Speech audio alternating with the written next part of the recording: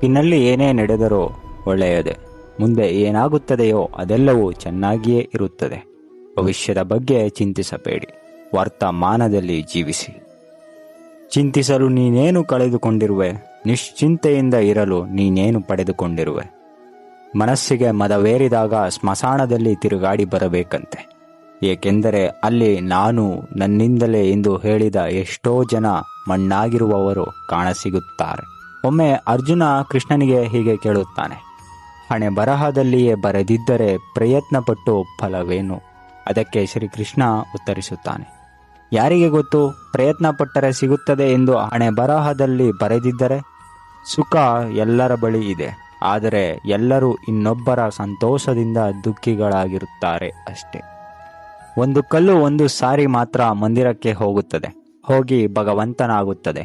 ಆದರೆ ಪ್ರತಿದಿನವೂ ಮಂದಿರಕ್ಕೆ ಹೋಗುವ ಮನುಷ್ಯನು ಮಾತ್ರ ಕಲ್ಲಾಗಿಯೇ ಇರುತ್ತಾನೆ.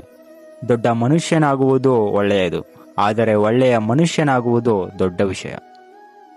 ಏನು ಆಗಬೇಕೋ ಅದು ಆಗೇ ತೀರುತ್ತದೆ. ಅದನ್ನು ತಡೆಯಲು ನಮ್ಮಿಂದ ಸಾಧ್ಯವಿಲ್ಲ.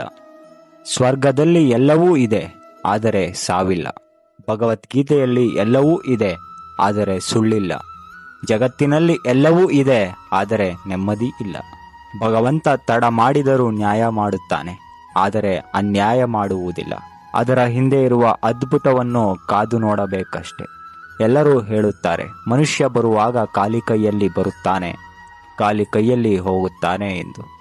ಆದರೆ ನಿಜ, ಬರುವಾಗ ಭಾಗ್ಯದ ಜೊತೆ ಬರುತ್ತಾನೆ, ಹೋಗುವಾಗ ಕರ್ಮದ ಫಲ ಕೊಂಡು ಹೋಗುತ್ತಾನೆ. ಪರಮಾತ್ಮನಲ್ಲಿ ಏನನ್ನಾದರೂ ಬೇಡುವುದಾದರೆ ಪರಮಾತ್ಮನನ್ನೇ ಬೇಡು. ಪರಮಾತ್ಮ ನಿನ್ನವನಾದರೆ ಸರ್ವಸ್ವವು ನಿನ್ನದೇ.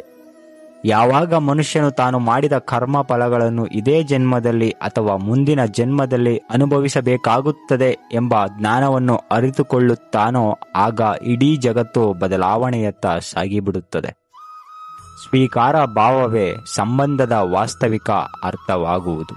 3 ದಿನದ ಈ ನಾಟಕದಲ್ಲಿ ಕಳೆದುಕೊಳ್ಳಬೇಕಾಗಿರುವುದು ಕರ್ಮ ಒಂದೇ, ಪಡೆಯಬೇಕಾಗಿರುವುದು ಪುಣ್ಯ ಒಂದೇ. Thank you for watching friends. ಮತ್ತೊಂದು ವಿಡಿಯೋದೊಂದಿಗೆ ಸಿಗೋಣ. ಅಲ್ಲಿಯವರೆಗೂ ಶುಭವಾಗಲಿ.